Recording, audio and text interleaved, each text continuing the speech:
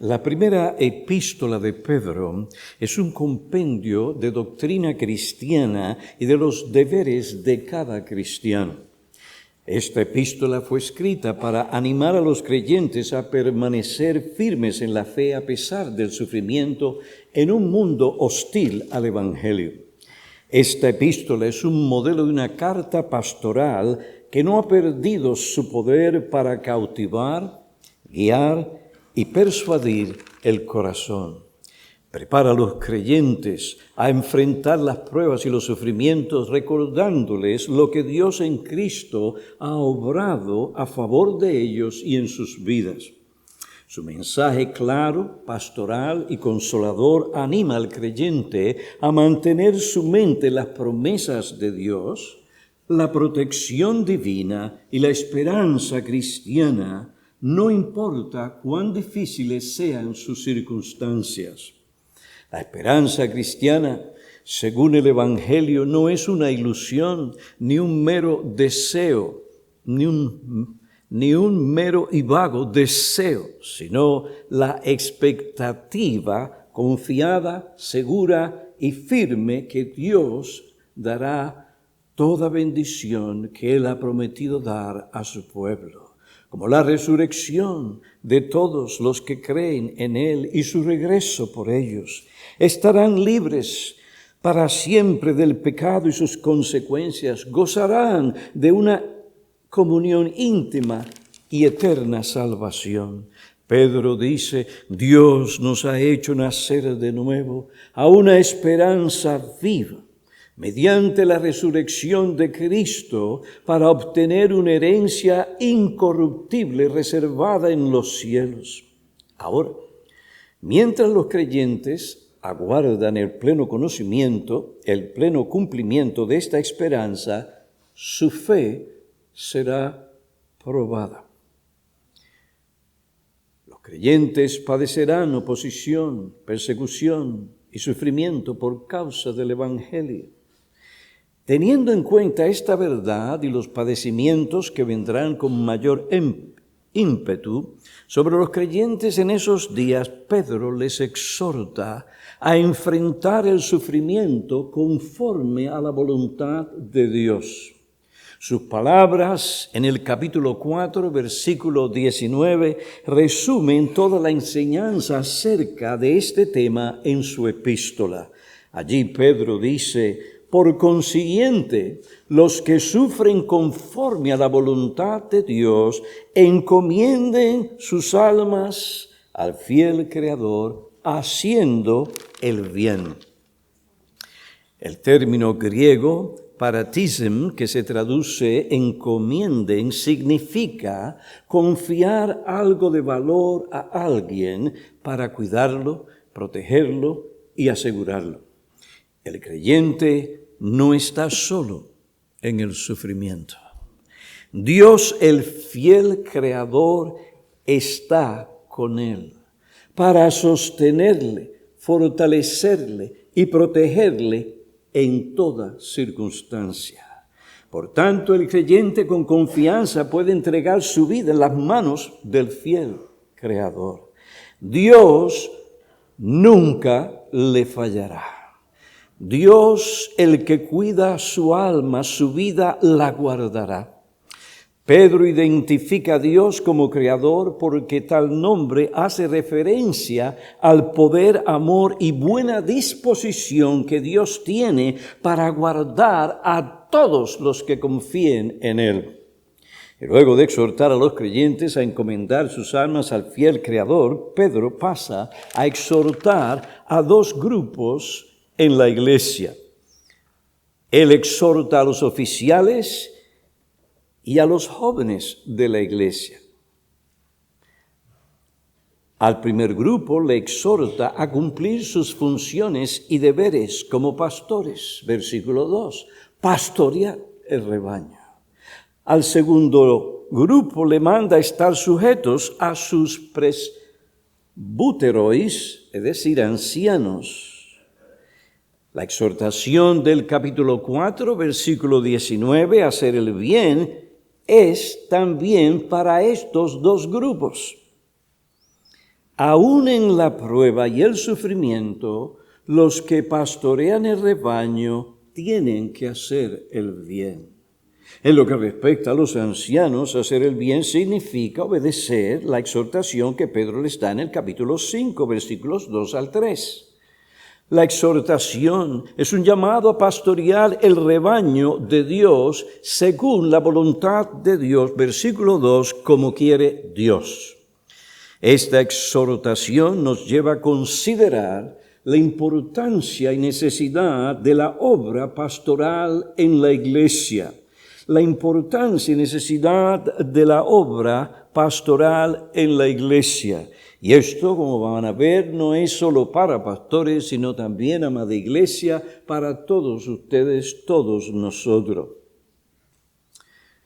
Esta obra pastoral es de suma importancia, no solo para el buen funcionamiento y buen testimonio de la iglesia, sino para su crecimiento espiritual, su santificación, madurez, perseverancia y preservación.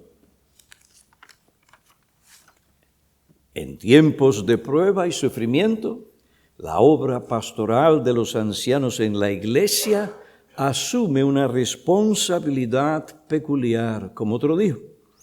La congregación en peligro necesita en forma especial el cuidado pastoral. Por tanto, Pedro pasa a urgir a los ancianos pastores a que sean fieles en el cumplimiento de sus funciones y sus deberes. Luego de exhortar a los ancianos, Pedro se dirige a los jóvenes para que ellos, como los demás miembros de la iglesia, cumplan su deber hacia sus pastores. Asimismo, versículo 5. Vosotros, los más jóvenes, estad sujetos a los mayores o a los ancianos. Esto les permitirá beneficiarse del cuidado pastoral que ellos necesitan, especialmente en tiempos de prueba, aflicción y sufrimiento. De este modo, la iglesia unida estará firme en la verdad, prevalecerá victoriosa contra sus enemigos.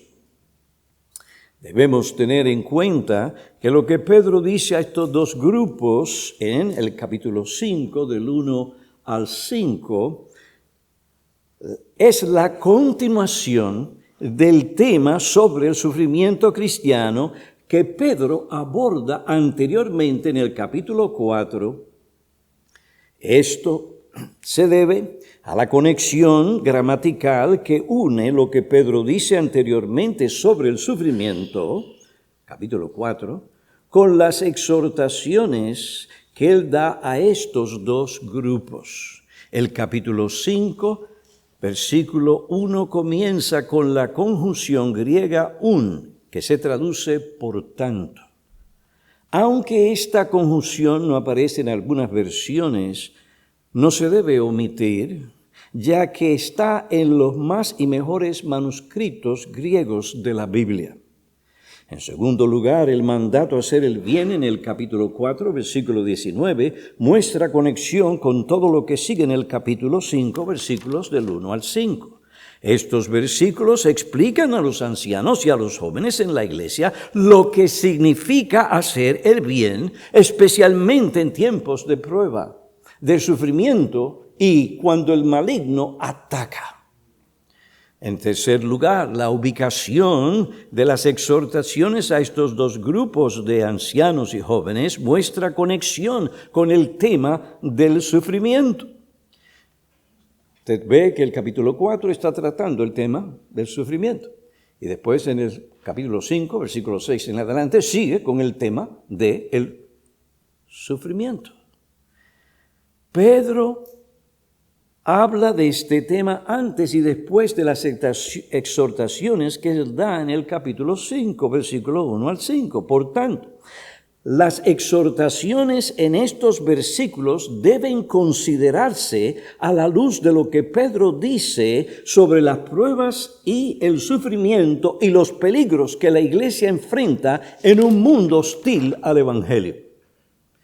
Si los miembros de la iglesia pueden ver y entender la relación entre lo que Pedro dice en el capítulo 4 y en el capítulo 5, versículo 1 al 5, se darán cuenta de la importancia y necesidad urgente de la obra pastoral, no solo para el buen funcionamiento de la iglesia, sino para que ellos reciban la ayuda pastoral necesaria para enfrentar las pruebas y sufrimientos de una manera que glorifica a Dios.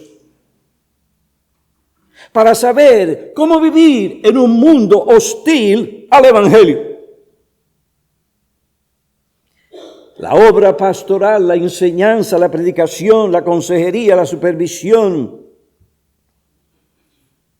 Estas cosas son muy necesarias en la iglesia, pero toman un peso mayor cuando la iglesia se encuentra en el sufrimiento, la persecución, la oposición y el ataque feroz del enemigo. La obra pastoral no es opcional, sino esencial. Y más cuando la iglesia tiene que enfrentar las presiones, la persecución, la oposición y el sufrimiento, como dije, de un mundo hostil que odia la verdad del Evangelio y aquellos que lo proclaman. Por otra parte, si los pastores consideran el capítulo 5, versículos 1 al 5, a la luz de lo que Pedro enseña en el capítulo 4, se darán cuenta de la importancia y necesidad de su obra en la iglesia, especialmente cuando ésta está pasando por pruebas y sufrimiento. Querido pastor, si tú no cumples diligente y fielmente tu llamada y tu ministerio, la fe de la iglesia en estos días corre gran peligro de debilitarse. Su estado de ánimo por estar firme en la verdad menguará. Su capacidad para enfrentar la tentación y al diablo disminuirá. Su buen testimonio desaparecerá. Y la iglesia corre el peligro de desviarse de la verdad y será una presa fácil para Satanás. Jesús describió el resultado de ovejas descuidadas.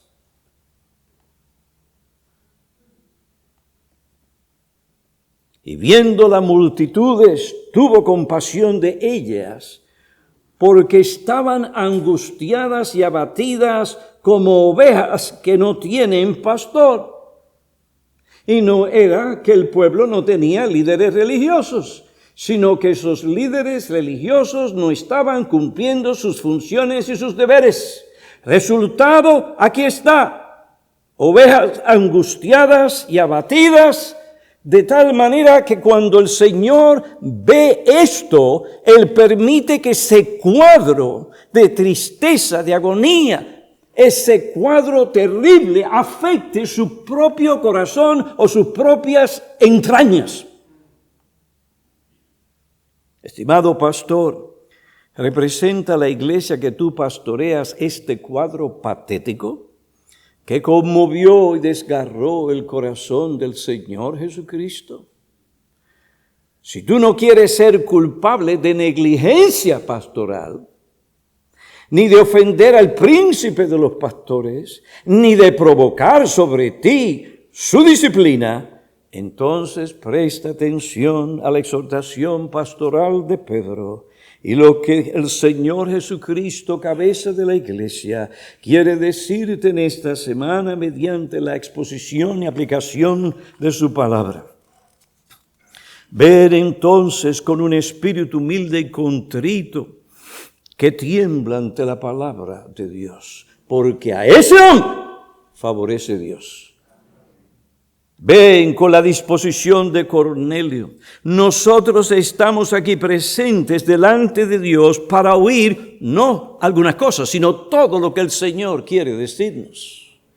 Ven con la solicitud de los bereanos, escudriñando diariamente las Escrituras para ver si esas cosas eran así. Y si son así, entonces es Dios que está hablando a través de su palabra para beneficiarnos, santificarnos, dirigirnos, ayudarnos y hacernos ministros más competentes y capacitados del nuevo pacto. Ven con un espíritu enseñable. Ahora bien, estudiemos más de cerca las exhortaciones de Pedro. En primer lugar, consideremos la identidad de los ancianos a los cuales Pedro hace referencia. ¿Quiénes son los ancianos a los que Pedro exhorta? El término presbuterois, que se traduce ancianos plural, en el capítulo 5, versículo 2, no se refiere necesariamente a un hombre viejo o avanzado de edad. Se puede referir a uno que ocupa el oficio de un obispo o pastor en la iglesia. Este es un oficio, no cualquier clase de oficio, es un oficio de gobierno, autoridad y de confianza en la iglesia local. Por esta razón, Pedro le dice a estos ancianos en el versículo 2, pastoread el rebaño de Dios. Se usa el título anciano porque este oficio eclesial requiere que el que ejerza el oficio sea un hombre espiritualmente maduro con un carácter piadoso probado. Un hombre que lo que sabe en su propia experiencia lo que es guardar su corazón y dar muerte a su pecado. Este oficio requiere un hombre con un conocimiento amplio de la palabra de Dios y con experiencia en la aplicación de la misma a su propio corazón y a todo aspecto de su vida. Este oficio eclesial requiere experiencia en los caminos de Dios.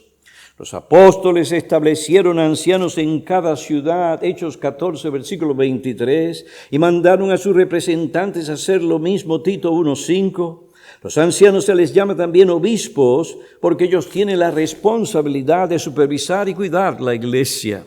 En este sentido, el término anciano y obispo se usan indistintamente en el Nuevo Testamento, Hechos capítulo 20, versículos 17 y 28, Tito capítulo 1, versículos 5 y 7. Pedro se identifica a sí mismo como anciano. Primera de Pedro, capítulo 5, versículo 1. Yo anciano con ellos. Esta identificación se debe a que cada apóstol, con letra mayúscula, del Señor Jesucristo, era pastor de cada iglesia local. Jesús mismo llamó a Pedro a pastorear a sus ovejas, Juan capítulo 21, versículo 16.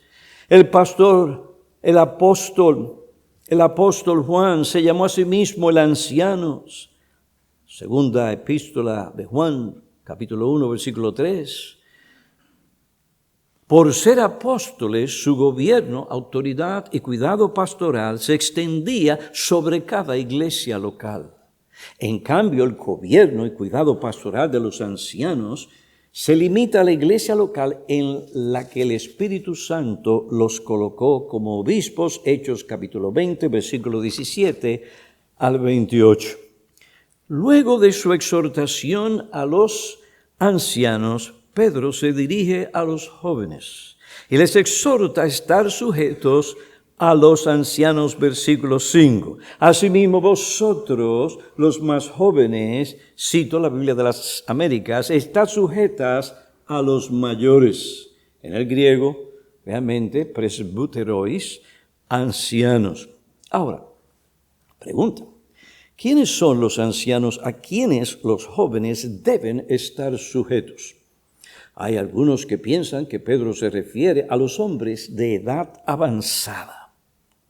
De hecho, esa es la impresión que da la traducción de la Biblia de las Américas, en la que el término griego presbúteroi se traduce mayores. Estad sujetos a los mayores, a las personas mayores. Pero esa no es la mejor traducción de este término en este contexto. La palabra presbúterois en el versículo 5 se debe traducir a ancianos como lo hace la versión del 60.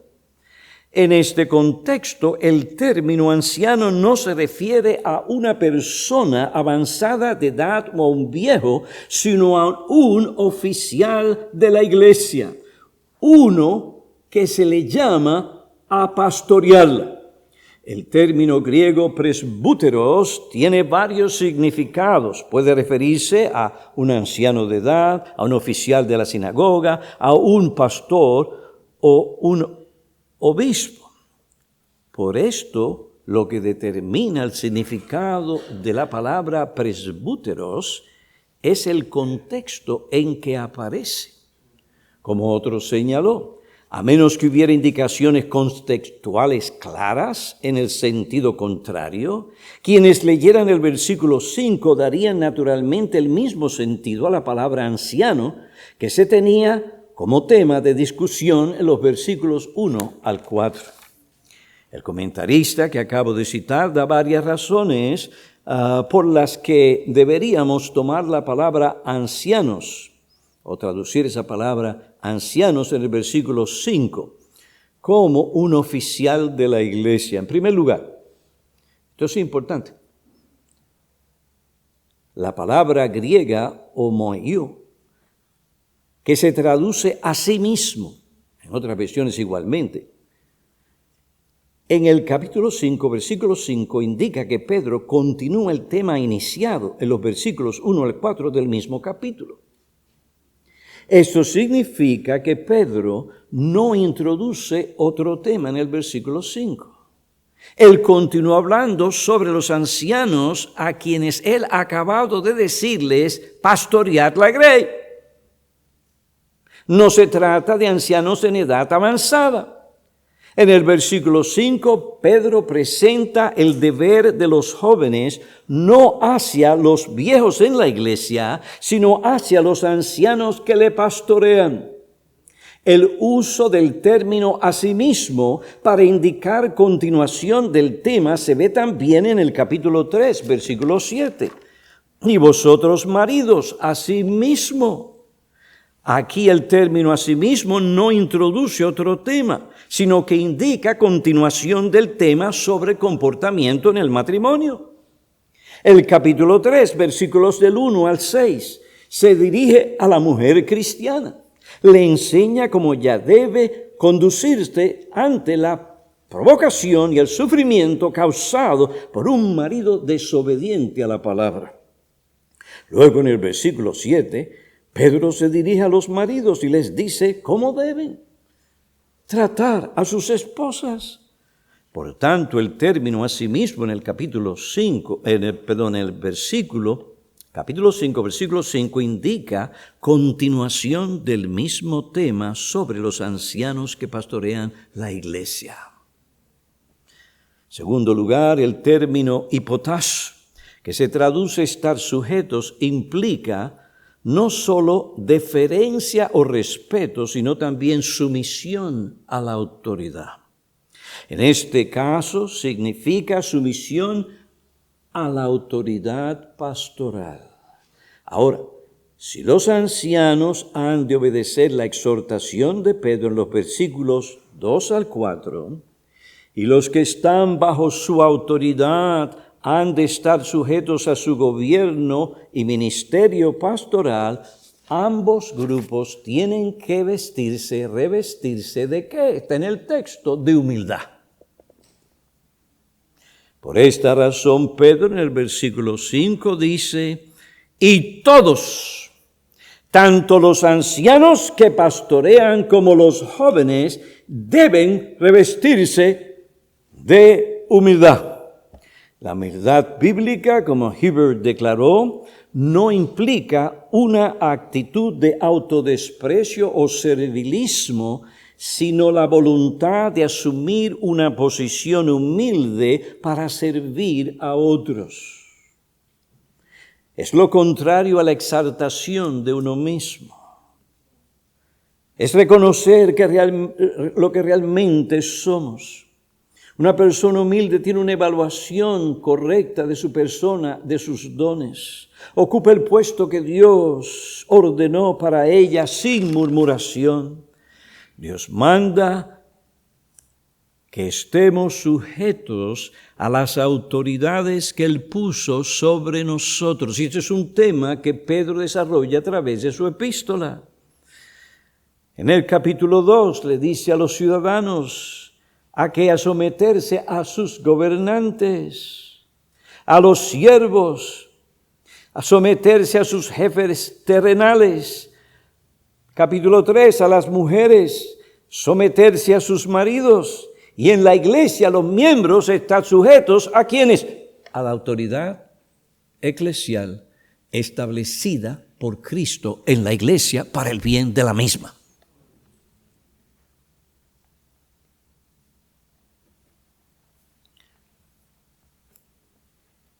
La persona humilde se somete, está sujeto. Ahora observen, tanto el anciano como el joven tienen que revestirse de humildad. En el caso de cada uno de ellos, la humildad se manifestará según su posición en la iglesia, hablando generalmente. Los ancianos que pastorean el rebaño manifestarán su humildad haciendo no su voluntad en la iglesia, sino la voluntad de Dios, pastoreando la iglesia como quiere Dios, no ellos.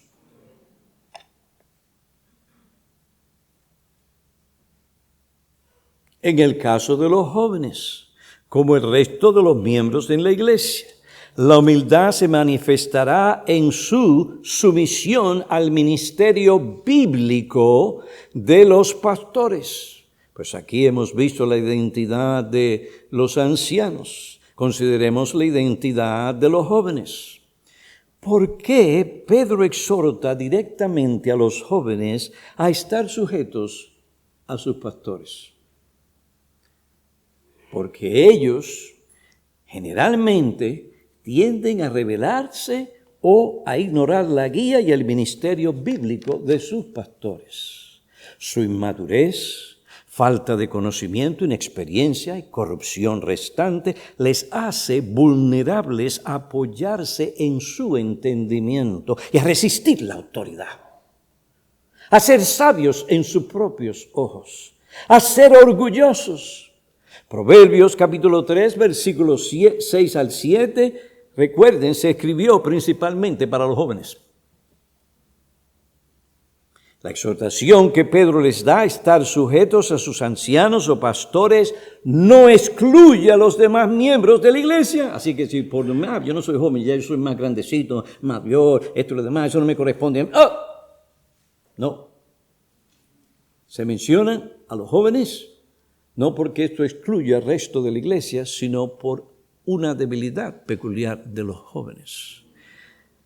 Pero Hebreos capítulo 13, 17 manda a todos los creyentes a estar sujetos a sus líderes espirituales. Hebreos 13, 17 declara: obedeced a vuestros pastores, guías o aquellos que os gobiernan, y sujetaos a ellos. ¿Por qué? Porque ellos velan por vuestras almas como aquellos que darán cuenta. Permitidles que lo hagan con alegría y no quejándose, porque eso no sería provechoso para vosotros. Sumisión bíblica a los pastores en el desempeño de su obra pastoral resultará en gran beneficio para cada miembro de la iglesia. Impartirá gracia para servir y ser fieles a Cristo.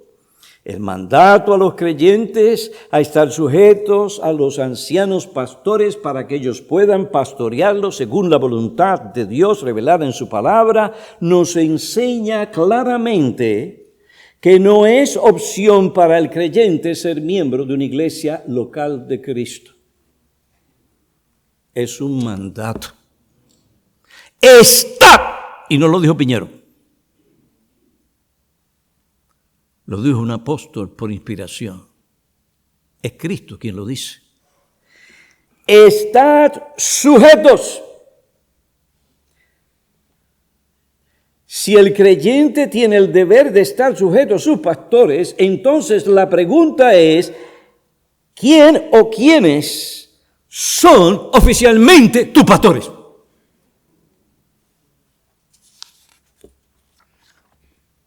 Esto implica que debes ser miembro de la iglesia local, donde hay pastores preparados, calificados bíblicamente, dados por Cristo a su iglesia, para que tú con buena conciencia puedas estar sujetos a su ministerio bíblico. Este mandato supone que el creyente es un miembro de la iglesia local, donde hay pastores bíblicamente calificados que pastorean la iglesia. Mi pregunta para ti, que profesas ser un creyente, un discípulo de Cristo, es, repito, ¿quiénes son tus pastores? ¿Estás realmente sujetos a ellos como te manda la Biblia? Asistencia a los cultos y orar por los pastores no significa que eres miembro de una iglesia. Esto requiere un compromiso con Cristo y la iglesia de una manera oficial.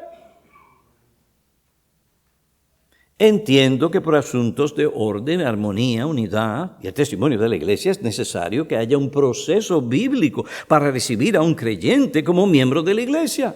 El Señor nos dice en su palabra, mira los Corintios, capítulo 14, versículo 40. Hágase todo decentemente y con orden en la iglesia.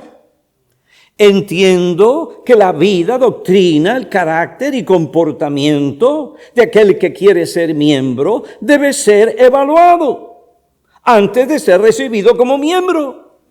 Entiendo también que el Señor no une a una persona con doctrinas diferentes a una iglesia que no tiene esas doctrinas. Eso crearía confusión y división. Dios no es un Dios de confusión, sino de orden, de paz.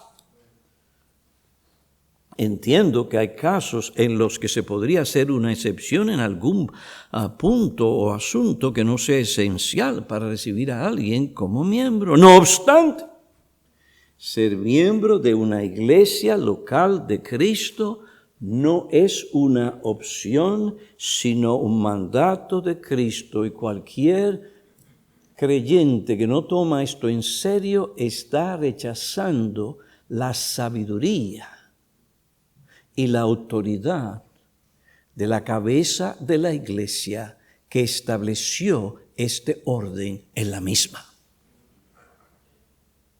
En el Nuevo Testamento no hay tal cosa como cristianos ambulantes.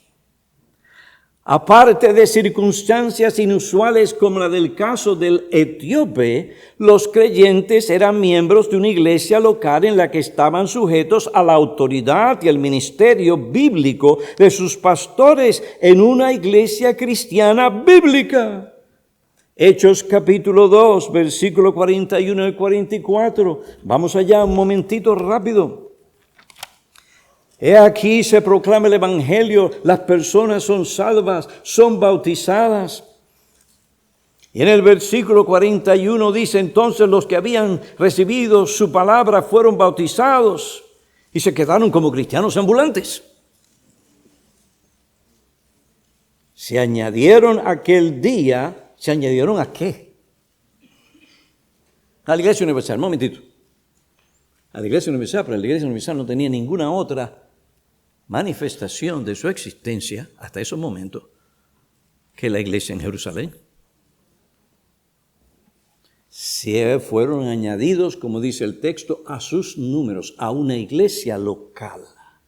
Y en ese entorno, en esa situación, se dedicaban continuamente a la enseñanza de los apóstoles. Eran gente comprometida, los apóstoles iban a enseñar, ellos estaban ahí.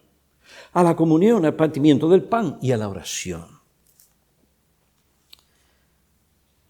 Hermano, tienes que cuidarte de no caer en un concubinato espiritual, porque el Señor no aprecia tal cosa.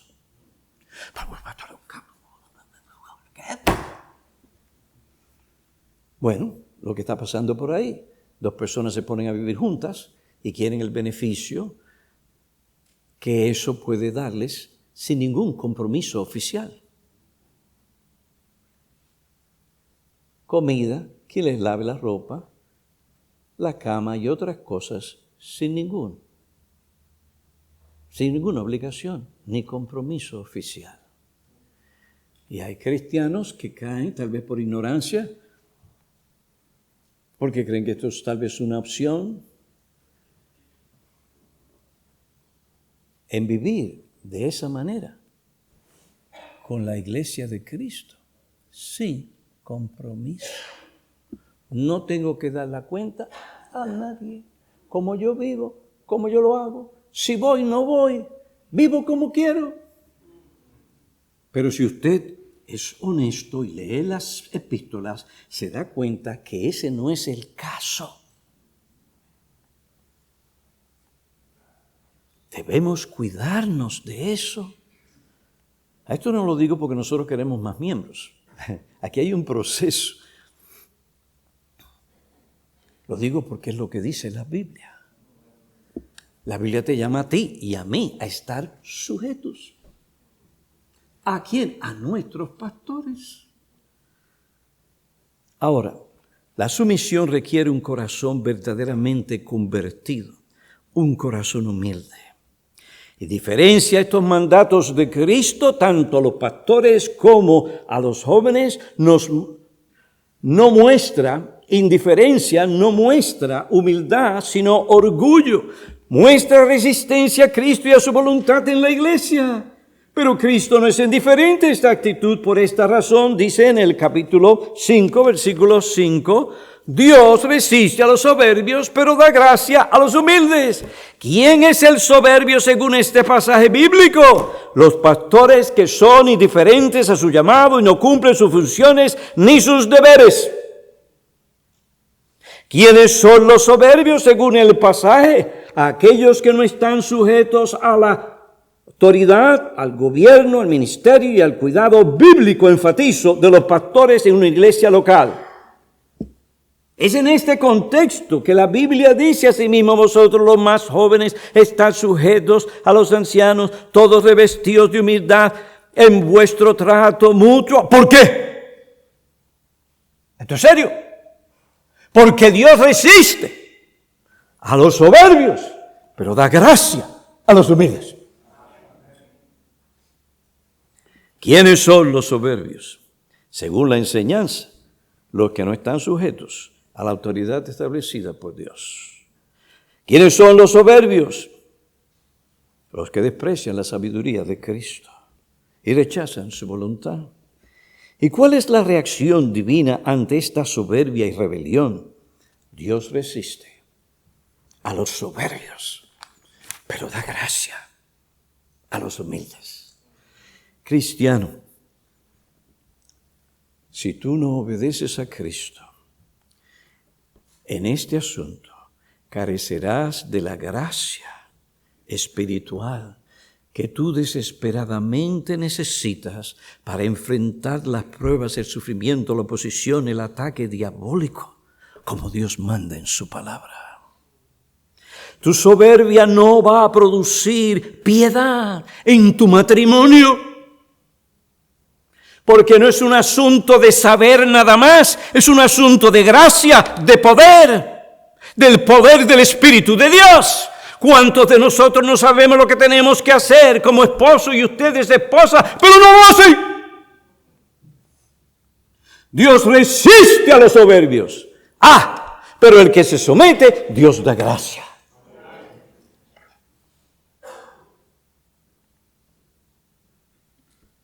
Esa clase de vida sin compromiso no produce la santidad por la cual Cristo murió.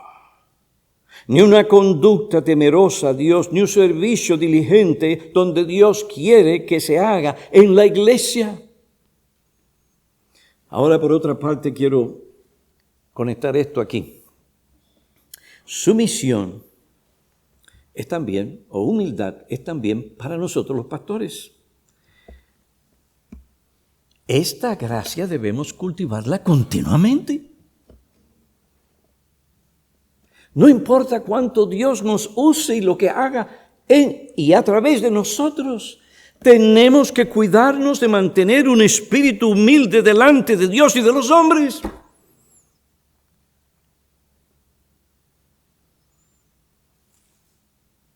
Una de las cosas que he intentado enseñar a nuestra iglesia a través de tantos años es que no importa cuántas bendiciones Dios nos dé, que digan, hablen bien, lo que sea, eso no necesariamente refleja lo que la condición y la temperatura espiritual de nuestro corazón. Así que no podemos enorgullecernos.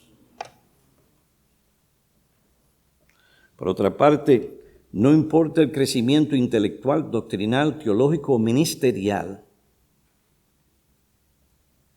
es vital que tú cultives la gracia de la humildad, porque eso siempre te llevará a tener un espíritu enseñable.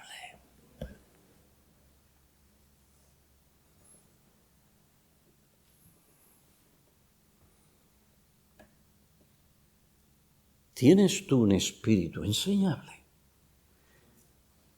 Yo tengo mis convicciones. Sé por qué creo lo que creo.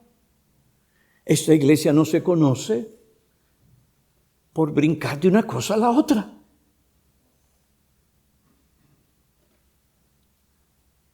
Pero aún así, nos urge cultivar siempre un espíritu enseñable.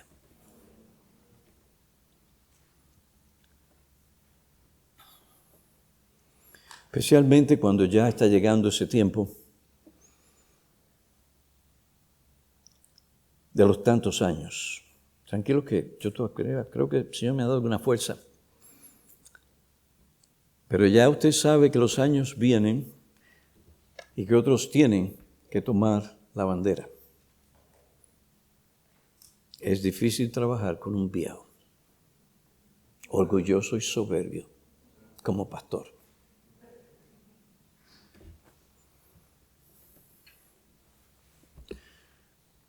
Hay cosas que yo no tengo los dones que mi pastor tiene. El hecho de que yo no pueda hacerlas no significa que él no pueda hacerlas. Las cosas no son como Piñero dice, es como la Biblia dice, como Cristo nos enseña en su palabra. La transición es maravillosa en una pluralidad de ancianos donde se cultiva el espíritu de humildad, atento a tener siempre un espíritu enseñable. Usted quiere enseñar a un pastor, cuidado cómo lo hace. Con respeto, con cuidado. Y llegará muy lejos. En vista de las pruebas y sufrimiento que padecen las ovejas en su vida cristiana por causa de su fe y los peligros que corren ante las acechanzas del diablo, el desempeño fiel de tu obra pastoral es absolutamente necesario. El diablo anda al acecho como león rugiente.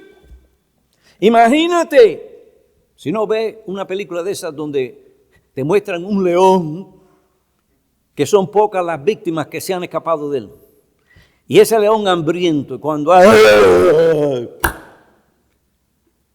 asusta a cualquiera.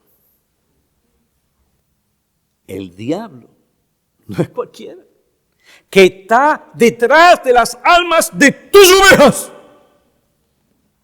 Anda al acecho como león rugiente buscando a quien devorar. Pedro nos dice esta mañana, pastoread el rebaño. Mira el peligro que corre tu oveja, nada menos que el diablo anda tras ella para hacerle daño. Pastor, tu obra pastoral es necesaria para avisar, advertir, hacer consciente a la oveja del peligro que corre, para darle la enseñanza, el consejo, el ánimo que le ayude a estar alerta y firme. Observa el ejemplo que Pedro te da, él mismo como anciano en su epístola. Él dice, por tanto, os exhorto, yo anciano, en vista del peligro que corren las ovejas. Miren a este fiel pastor del rebaño haciendo lo que Cristo le dijo. Pedro, ¿me amas? Pastorea, cumple tu función y tu deber. ¿Y qué hacía este hombre mediante su epístola? Haciendo eso mismo. Él escribe y dice, sed sobrios, estad alertas ante el acecho constante del diablo. Él odia a las ovejas de Cristo, busca devorarlas sin misericordia, busca arruinar sus vidas, sus testimonios, busca llevarles a la miseria, a la bancarrota espiritual. Pedro como pastor no está soñoliento, no está perdiendo el tiempo en cosas que distraen o lo impiden pastorear a sus ovejas. Como pastor fiel le dice a sus ovejas con un sentido de urgencia, sed sobrios, estad alertas, dos auristos imperativos que demandan una acción inmediata. Vean las cosas como realmente son, no como la pinta Hollywood.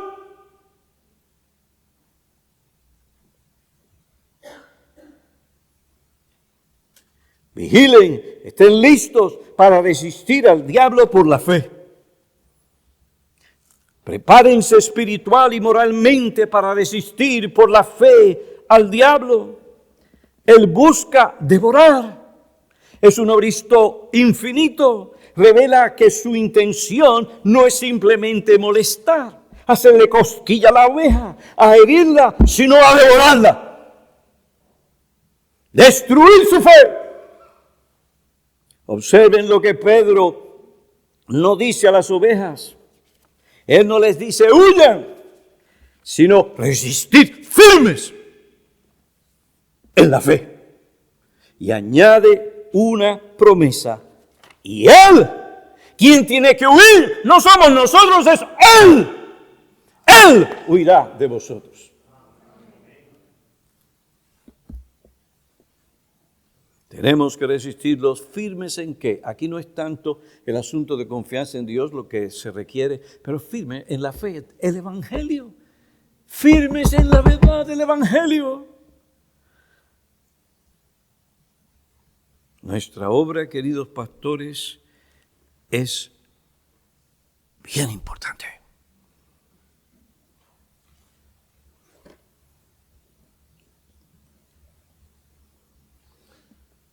Tú, en esos tiempos de prueba, tienes que estar alerta para ver dónde están tus ovejas. ¿Qué peligro? ¿Qué prueba? ¿Qué sufrimiento tiene? El diablo se aprovecha. Turba sus pensamientos. Vacilan. La ansiedad se apodera de sus corazones. ¿Y qué hace este pastor de ovejas? Él explica a sus ovejas con qué perspectiva deben enfrentar la prueba y el sufrimiento. Capítulo 4, léanlo en su casa. Amados, no os sorprendáis del fuego de prueba que en medio de vosotros ha venido para probaros como a cosa extraña estuviera ocurriendo. Versículo 6. ¿Qué debes hacer? Pelear con Dios, protestar. No, humillaos bajo la poderosa mano de Dios para que Él os exalte a su debido tiempo. Mientras tanto, querido oveja, echad toda tu ansiedad sobre Él, porque Él cuida de nosotros. Ese es un pastor de ovejas. Esta es la obra difícil y hay muchos que no quieren ensuciarse las manos.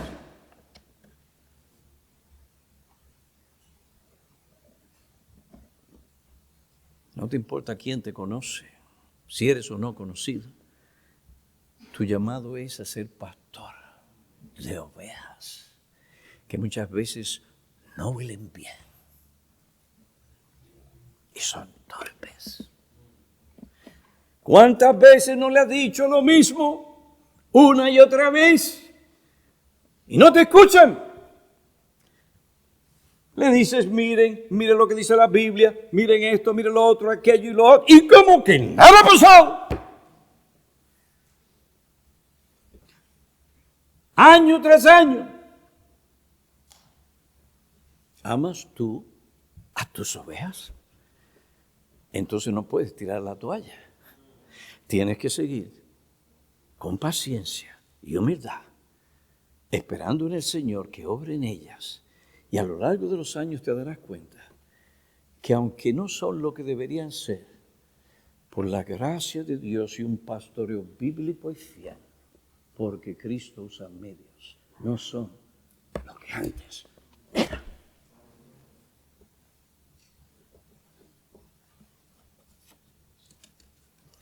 He aquí el ejemplo pastoral. Queridos miembros, el tener ancianos bíblicos que pastoreen bíblicamente es la expresión del amor del Señor Jesucristo para con ustedes.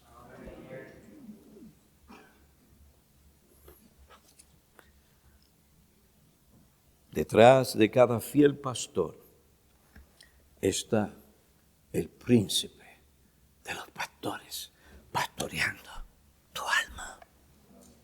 ¡Qué expresión de amor! Da gracias al Señor por un ministerio bíblico. No dije perfecto. No hay pastor perfecto. Y no hay iglesia perfecta.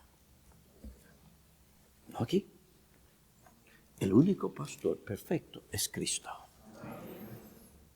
Pero Cristo ha escogido gente imperfecta, irreprensible.